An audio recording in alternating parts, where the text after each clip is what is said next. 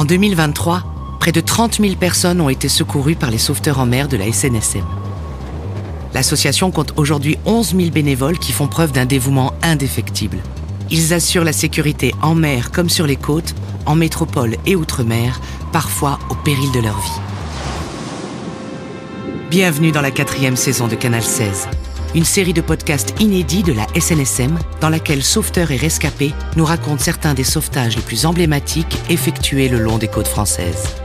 Dans cet épisode historique, découvrez le sauvetage spectaculaire des passagers du Russie, un paquebot échoué au large de la Côte Bleue. 12 canotiers affrontent les éléments pour porter secours aux 112 victimes à bord qui, plongés dans le noir de la tempête et sans ressources, commencent à perdre espoir.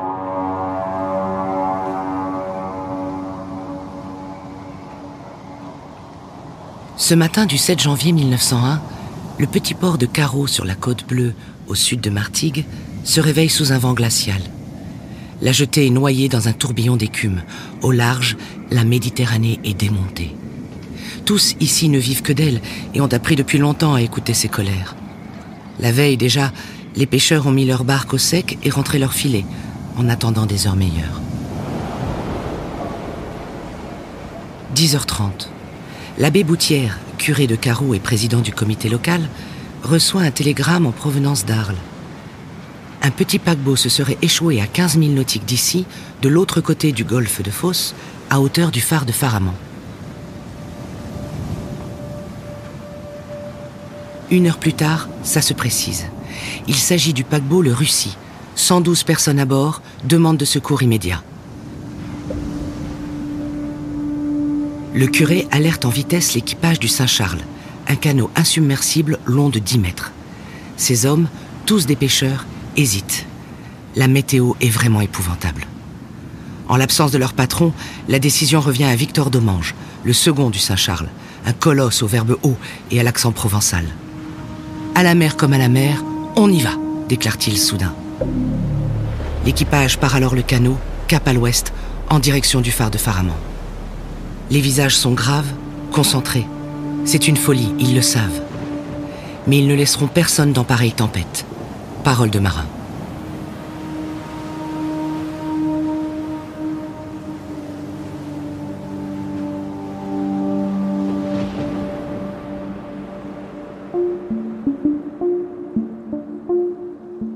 Le paquebot le Russie a quitté le port d'Oran 2 jours plus tôt, le 5 janvier 1901.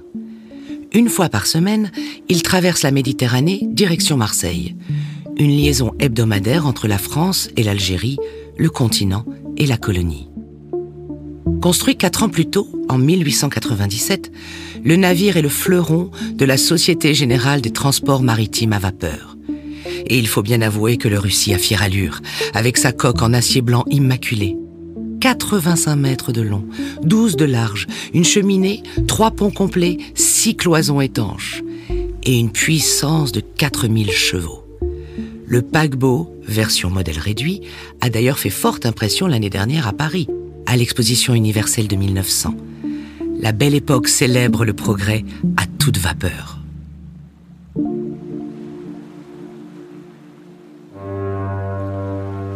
Ce 5 janvier 1901, le Russie quitte Oran à 5 heures du soir, avec à son bord 46 passagers, 56 hommes d'équipage, quelques marchandises et un important fret postal. C'est le capitaine Jouve qui est aux commandes, un vieux loup de mer, 52 ans et presque autant sur les flots. À peine a-t-il levé l'ancre que le vent se lève, redoutable.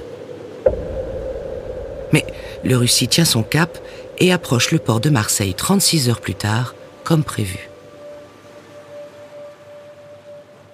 Dehors, pourtant, la tempête devient terrible. Au vent d'est et aux vagues gigantesques s'ajoute désormais la neige. C'est la nuit noire. Le commandant Jouve est à la barre, les yeux plissés vers l'horizon.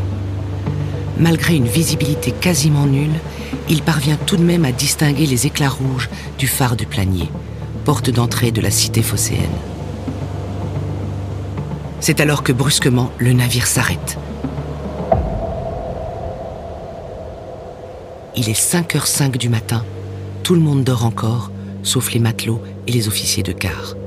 L'un d'eux, le lieutenant Gautero, se souvient. Tout à coup, un choc violent réveilla tout le monde. En moins de 2 minutes, passagers et équipage étaient sur le pont dans le plus primitif des costumes. Les passagers anxieux nous interrogeaient et nous eûmes toutes les peines du monde à leur assurer qu'aucune collision n'avait eu lieu avec un autre navire, mais un simple échouement. Le Petit Marseillais, 12 janvier 1901. Un échouement en pleine mer? Comment est-ce possible? Le commandant Jouve le comprend tout de suite. Bien d'autres avant lui ont cru au mirage. C'est qu'un phare peut en cacher un autre. Dans ses jumelles, ce n'était pas le phare du Planier qu'il voyait, mais celui de Faraman, 15 milles plus à l'ouest. La neige, obscurcissant l'air, a donné à sa flamme blanche une teinte rougeâtre, comme celle du Planier. Un piège fatal. Au lieu d'approcher la rade de Marseille, le paquebot entre en Camargue et s'enfonce dans les hauts fonds sablonneux de l'embouchure du Rhône, à seulement 400 mètres de la côte.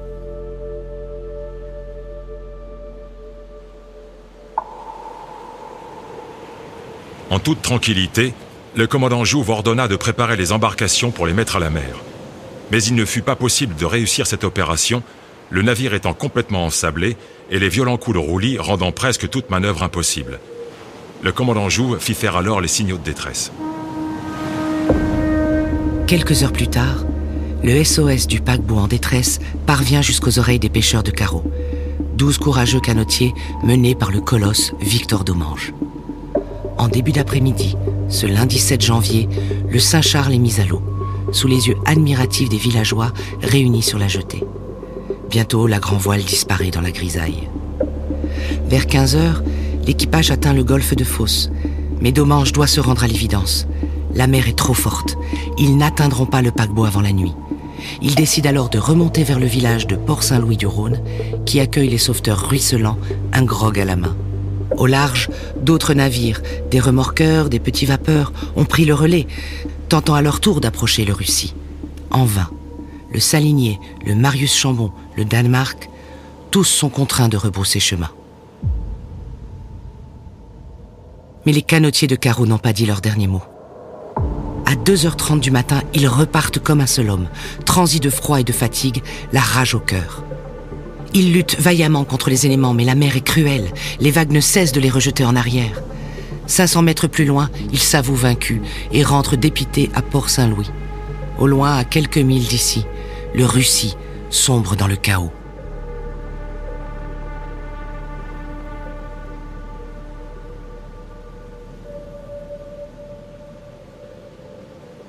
Jusqu'à présent, le paquebot a plutôt bien tenu le choc. Ses passagers aussi. Tout l'après-midi, ils ont gardé espoir, guettant au loin les différents navires qui essayaient de les accoster, sans succès.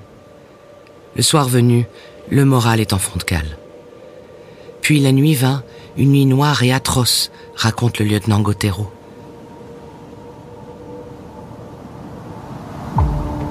Vers 1h du matin, sous l'effet de la forte houle, l'eau et le sable s'engouffrent par la poupe. La cale arrière et la chambre des machines sont inondées. Le Russie s'enfonce inexorablement et penche désormais à tribord, offrant son pont à la fureur des lames. À la hâte, les passagers se réfugient dans le salon des premières classes. Ensemble, ils essaient de se tenir chaud. Quelques-uns chantent à bas bruit, mais la peur étrangle les voix, sauf celle de Laure, un bébé de 6 mois, que sa mère tente de rassurer comme elle peut. Soudain, un violent coup de mer défonce la porte d'entrée du salon à tribord et l'eau envahit tout. La panique s'empare alors des passagers, principalement des femmes qui sanglotent, croyant que tout était perdu. Le calme revient lorsque nous réussissons à boucher avec l'aide d'un matelas la large ouverture. Face à la situation, nous renouvelons les signaux de détresse.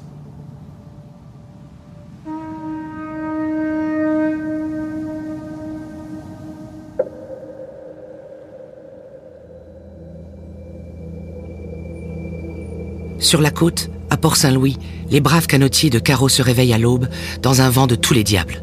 Qu'importe, ils reprennent aussitôt la mer, mais changent de stratégie. Ils délaissent le Saint-Charles pour une barque à fond plat, appelée une bête. Plus petite et plus maniable, elle touche le phare Faraman à 11h. L'unique cheminée du Russie n'est plus qu'à 300 mètres. Mais l'embarcation tangue dangereusement, comme un jouet entre les mains d'un géant en colère. Une fois encore, les canotiers doivent faire preuve de patience. Ils rejoignent la grève en attendant l'accalmie. Là, sur la plage, face au phare de Faraman, une petite foule se presse déjà, anxieuse et solidaire.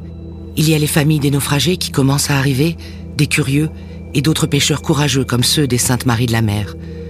Eux aussi ont accouru dès qu'ils ont su et multiplient depuis les tentatives de sauvetage sous le regard impuissant des naufragés. Une embarcation tente de nous accoster par 3 fois, mais elle ne peut tenir la mer qui devient de plus en plus furieuse. Bientôt, l'arrière du paquebot est défoncé et les passagers terrifiés commencent à désespérer. Les malheureux se cramponnent où ils peuvent avec l'idée que le Russie va chavirer.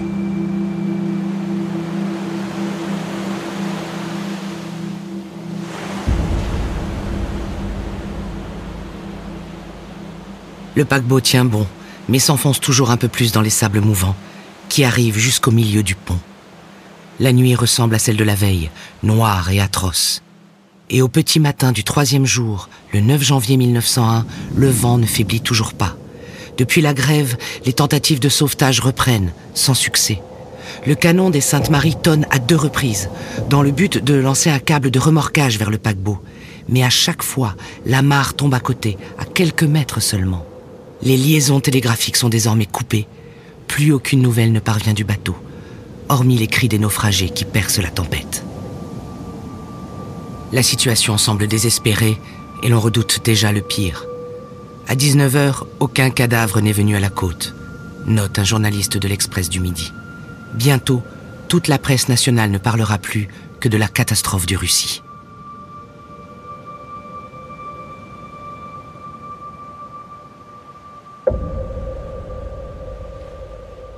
Au 4e jour, jeudi 10 janvier, à 7h30 du matin, l'amiral Besson, commandant de la marine à Marseille, reçoit une sombre dépêche de la part de son homologue d'Arles. Nous redoutons un épouvantable désastre. Le temps est le même qu'hier et le bâtiment est submergé. Il y a probablement de nombreuses victimes.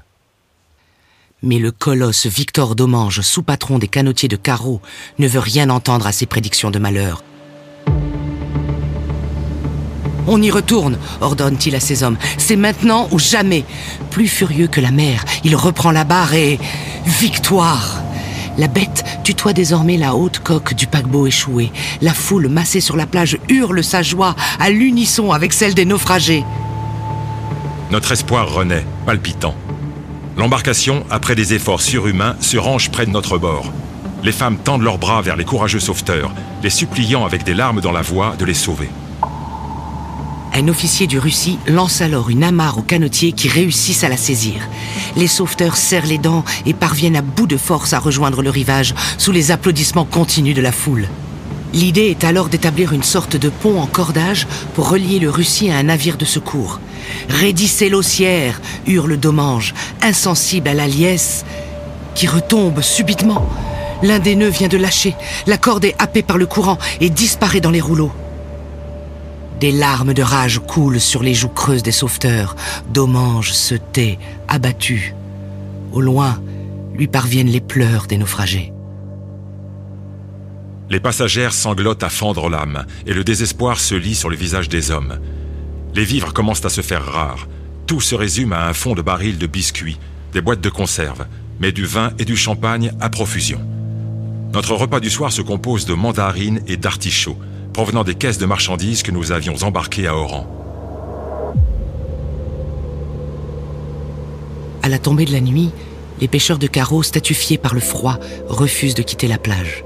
Trempés jusqu'aux os, à bout de force, ils s'enroulent dans des couvertures et s'endorment à même le sable mouillé. Vers 2h du matin, le vent qui tape dans leurs oreilles semble petit à petit s'apaiser. Sans mot d'ordre et sans mot dire, tous se lèvent et se déploient sur le rivage désolé, les yeux rivés vers la proue du Russie, dressée comme un défi. Très vite, les canotiers sont prêts à repartir. L'embarcation légère paraît voler d'une crête à l'autre et atteint rapidement le paquebot.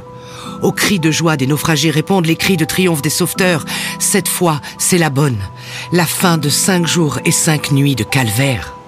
À 4h du matin, ce vendredi 11 janvier, au siège de la Société Générale des Transports Maritimes à Vapeur, où de nombreuses familles de naufragés se sont réunies, une dépêche sonne la délivrance.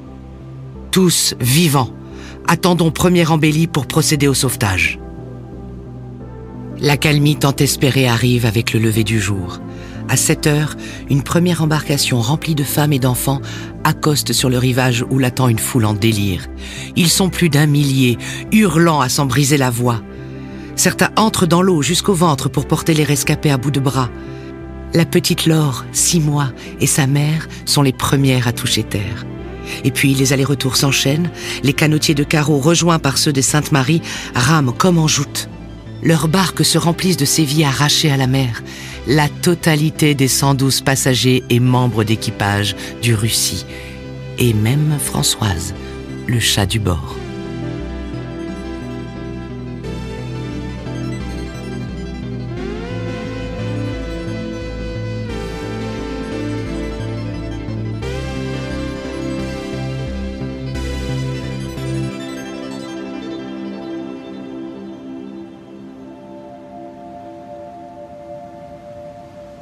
Le commandant Jouve abandonne son navire en dernier, emportant avec lui les papiers du bord. Une partie du courrier a pu également être sauvée. Quant à nous, nous avons perdu tous nos effets, tout ce qui nous appartenait. Mais nous avons la vie sauve, et c'est là le principal.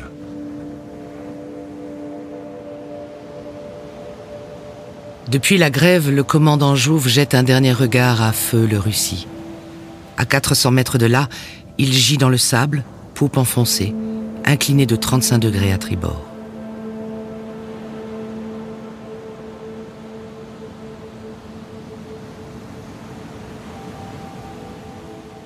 Renfloué, le paquebot reprendra du service dans des eaux lointaines et glaciales au nord de la Russie.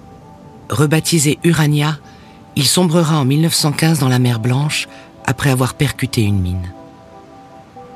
Quant aux petits pêcheurs provençaux de Carreau et des Sainte-Marie de la Mer, tous reçurent, pour leur bravoure, les plus hautes distinctions de l'État.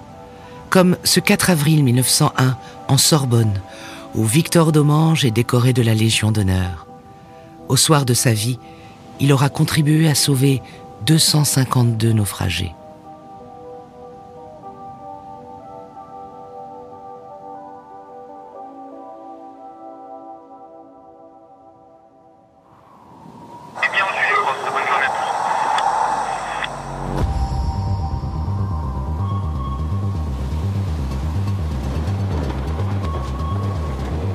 Le sauvetage de la vie humaine en mer et sur les côtes est gratuit. La SNSM est une association qui vit essentiellement grâce à votre générosité. N'attendez pas d'avoir une bonne raison de les soutenir. Faites un don sur snsm.org.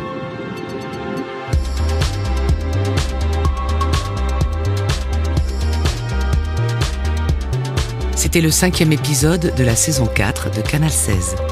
Une histoire de la SNSM racontée au micro de Jeanne-Marie Desnos, avec la voix de Rebecca Finet, réalisée par Nicolas Mollet, mixée par Ben Oriel et produit par l'Acme Productions.